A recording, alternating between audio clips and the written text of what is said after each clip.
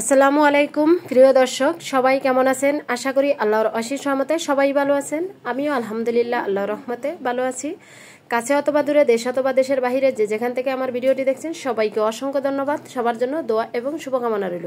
আজকে আপনাদের মাঝে নিত্যদিনের মতো আবারও নিয়ে চলে এলাম রেস্টুরেন্ট স্টাইলে বুনা খিচুড়ির রেসিপি।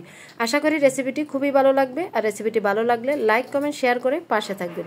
আর চ্যানেলে নতুন হলে অবশ্যই চ্যানেলটি সাবস্ক্রাইব করে বেল অন প্রেস করে রাখবেন আমার নিত্য নতুন ভিডিও এবং টিপস পাওয়ার জন্য।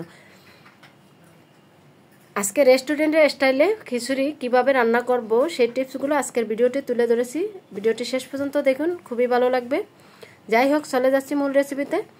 তাই এখানে আমি মুরগি নিলাম 1.5 কেজি মুরগি আমি ধুয়ে কেটে পরিষ্কার করে নিয়েছি। আর আমি মুরগির সাইজটা একটু বড় বড়ই রাখছি। আপনারা চাইলে আপনাদের সুবিধা মতো ছোটও করতে পারেন বা বড়ও করতে পারেন। আমার কাছে বড় রাখলে খুবই ভালো লাগে, তাই আমি বড় নিলাম।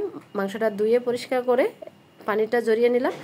এখন ম্যারিনেট করে নেওয়ার জন্য আদা বাটা, পেঁয়াজ বাটা, রসুন বাটা দিয়ে দিলাম, কাশ্মীরি লঙ্কার গুঁড়া দিয়ে দিচ্ছি, পরিমাণ মতো হলুদের গুঁড়া আর খিচুড়ির মশলা, ভাজা জিরার গুঁড়া, স্বাদ মতো লবণ আর ধনিয়ার গুঁড়া দিয়ে এটা ম্যারিনেট করে রেখে দিব আমি 20 মিনিটের মতো। তাই আগে থেকেই মাংসটা একটু ম্যারিনেট করে নিচ্ছি।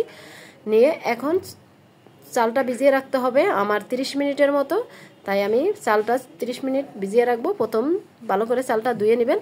তাই আমি চালটা ভালো করে ধুয়ে 30 মিনিটের মতো ভিজিয়ে রাখছি। ভিজিয়ে রেখে চলে যাচ্ছি চুলায়। এখন ভেজে নিব এক এক করে সবগুলো ডাল। আর এখানে আজকে 3 পদের ডাল দিয়েই খিচুড়িটা রান্না করব। দিয়েছি মুগ ডাল, দিয়ে দিলাম মশারি ডাল আর দিয়ে দিচ্ছি এখানে খেসারি ডাল। 3টা ডালই আমি একসাথে একটু ভেজে নিব। আর ডালটা ভেজে নিলে খিচুড়িটা ফ্লেভারটা খুবই ভালো আসে আর ডালের গন্ধটা থাকে না। তাই অবশ্যই ডালটা একটু ভেজে নিতে হবে। তা ডালটা বারবার নেড়ে ছেড়ে একটু ভেজে নিচ্ছি। আর আগে থেকে চালটা ভিজিয়ে রেখেছি এখানে আমি 30 মিনিটের মতো। তাই 30 মিনিট পর আবার ডালটা দিয়ে দিছি। ডালটা দেওয়ার পর এখানে আরও 15 মিনিট থাকবে। তাই চালটা ভিজানো হয়েছে 45 মিনিট এবং ডালটা ভিজানো হয়েছে 15 মিনিট।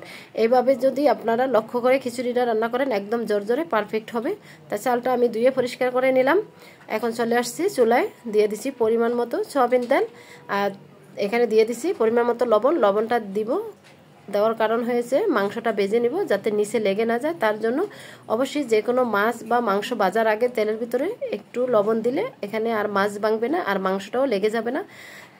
তার জন্য তাই এখন এক এক করে সবগুলো মাংস দিয়ে দিছি। আর মাংসটা অবশ্যই একটু হালকা করে ভেজে নিতে হবে। আপনারা চাইলে কাঁচা মাংস দিয়েও রান্না করতে পারেন। আমি মাংসটা একটু হালকা করে ভেজে নিছি, একদম লাল লাল করি নেই। লাল করলে শক্ত হয়ে গেলে বাচ্চারা খেতে পারে না, তার জন্য তাই মাংসটা একটু হালকা করে নেড়ে ছেড়ে ভেজে নিব। আর বাবুর্চিরা অবশ্যই এই খিচুড়িটা রান্নার আগে চালটা ভিজিয়ে রাখে। এইভাবে চাল ভিজিয়ে রাখে যদি খিচুড়ি অথবা পোলাও রান্না করেন সবগুলোই পারফেক্ট হবে। অবশ্যই এই টিপসগুলো ফলো করবেন। খিচুড়ি রান্নার সময় অনেকে খিচুড়ি রান্না করতে পারে না, নরম হয়ে যায় বা চাল হয়ে যায়। আর এই খিচুড়ি রান্নার সময় চালটা ভিজিয়ে রাখবেন, ডালটাও ভিজিয়ে রাখবেন, তাহলে খিচুড়ি জোরে হবে। আর অবশ্যই এখানে পানির পরিমাণটা মেপে দিতে হবে। আপনি 1 কেজি নিলে 2 কেজি পরিমাণ পানি লাগবে। তাই পানির পরিমাণটা খেয়াল রাখলে আর খিচুড়ির চালটা যদি ভিজিয়ে রাখেন তাহলে একদম পারফেক্ট জোরে খিচুড়ি বা পোলাও হয়ে যাবে ইনশাল্লাহ। কারণ অনেক নতুন রাঁধুনি আছে, রান্না করতে গেলে রান্না পারফেক্টভাবে হয় না। অবশ্যই তারা এই টিপসগুলো ফলো করবেন। তাই দেখতে পাচ্ছেন মাংসগুলো আমি একটু নেড়ে ছেড়ে বাজি করে নিছি। আর মাংসটা আমি লাল লাল করবো না, হালকা ভাজা দিব, তাই হালকাই ভেজে নিছি। এখন মাংসগুলো এক এক করে আমি তুলে নিব। আর এই তেলের ভিতরেই খিচুড়িটা রান্না করব। অবশ্যই ভিডিওটি শেষ পর্যন্ত দেখুন, আপনাদের কাছে খুবই ভালো লাগবে। তাই মাংসগুলো এক এক করে সবগুলো তোলা হয়ে গেছে। আর এখন দিয়ে দিব আমি পেঁয়াজ কুচি। আর পেঁয়াজটা এখানে ভেজে নিব হালকা করে, বেশি লাল লাল করার কোনো প্রয়োজন নেই। তা হালকা করে আমি ভেজে নিচ্ছি পেঁয়াজটা। আর এখানে দিয়ে দিব এখন তেজপাতা, এলাচ, দারচিনি, কাঁচামরিচ সবগুলো এই তেলের ভিতরে দিয়ে দিব। পেঁয়াজের সাথে একটু ভেজে নিব, তাহলে ফ্লেভারটা খুবই ভালো আসবে। তাই এটা নেড়ে ছেড়ে 2 মিনিটের মতো একটু ভাজি করে নিতে হবে। এখন দিয়ে দিছি আদা বাটা আর দিয়ে দিছি একটু রসুন বাটা, দিয়ে পরিমাণ মতো দিয়ে দিছি হলুদের গুঁড়া, দিয়ে আবার একটু নেড়ে ছেড়ে কষিয়ে নিব। এখন দিয়ে দিচ্ছি খিচুড়ির মশলা আর ভাজা জিরার গুঁড়া আর ধনিয়ার গুঁড়া দিয়ে একদম পারফেক্টভাবে মশলাটা কষিয়ে নিতে হবে। আর অবশ্যই ভালোভাবে কষিয়ে নেবেন, তাহলে ফ্লেভারটা খুবই ভালো আসবে। আর এখন দিয়ে দিচ্ছি আগে থেকে ভেজে রাখা মুরগির মাংসগুলো দিয়ে 10 মিনিটের মতো আমি কষিয়ে নিব। আর যেহেতু মাংসগুলো আগে থেকেই ভাজা আছে তাই বেশি কষানোর প্রয়োজন নেই, তাই একটু পারফেক্টভাবে 10 মিনিটের মতো কষিয়ে নিলেই হবে।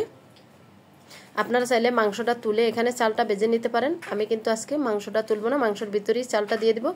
আর এই চালটা ফুলে দ্বিগুণ হয়ে গেছে, দেখেই বোঝা যাচ্ছে। আমি কিন্তু এখানে 45 মিনিট চাল ডাল ভিজিয়ে রেখেছি, তাই ভিজিয়ে আমি একটা জায়গাতে ছেঁকে রেখেছি। এখন চালটা দিয়ে আমি 10 মিনিটের মতো একটু ভালোভাবে ভেজে নেব। আর এইভাবে যদি আপনারা খিচুড়ি রান্না করেন অবশ্যই খেতে দুর্দান্ত হবে, আর খিচুড়িটা যাকে খাওয়াবেন সেই আপনার প্রশংসা করবে। এখন এটা আমি 10 মিনিটের মতো একটু ভেজে নিব চালটা, তা চালটা ভেজে নিলে ফ্লেভারটা খুবই ভালো আসে, তাই এর জন্য। আর এখন দিয়ে দিব আগে থেকে গরম করা গরম পানি, আর এখানে অবশ্যই ফুটন্ত পানিটা দেওয়ার চেষ্টা করবেন, তাহলে খিচুড়িটা একদম পারফেক্ট জর্জরে হবে। আমি এখানে ফুটন্ত পানিটাই দিয়েছি। এখন একটু আমি নেড়ে ছেড়ে দিব, আর নেড়ে ছেড়ে দিয়ে চুলাটা অবশ্যই মিডিয়াম আঁচে রাখতে হবে, তাহলে পারফেক্টভাবে খিচুড়িটা হয়ে যাবে। চুলা যদি বাড়ানো থাকে তাহলে খিচুড়িটা নিচে পুড়ে যাবে আর চালটা সিদ্ধ হবে না। তাই আমি নেড়ে ছেড়ে এখন দিয়ে দিব ঢাকনা। আর বন্ধুরা, ভিডিওটি দেখতে দেখতে যারা এই পর্যন্ত এসে একটি লাইক দিতে ভুলে গেছে, ছোট্ট একটি লাইক দিয়ে ভিডিওটি কন্টিনিউ করবে। আর তোমাদের একটি লাইক একটি কমেন্ট আমাকে ভিডিও করার উৎসাহিত আরও বাড়িয়ে দিচ্ছে।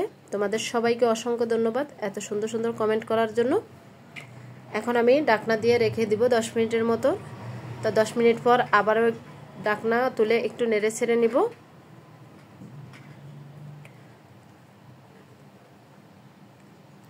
আর খিচুড়ি কালারটাও মাশাআল্লাহ অনেক সুন্দর আসছে। আর একটু নেড়ে ছেড়ে নিলাম, নেড়ে ছেড়ে এখন ঢাকনা দিয়ে রেখে দিব আমি একদম 20 মিনিটের মতো।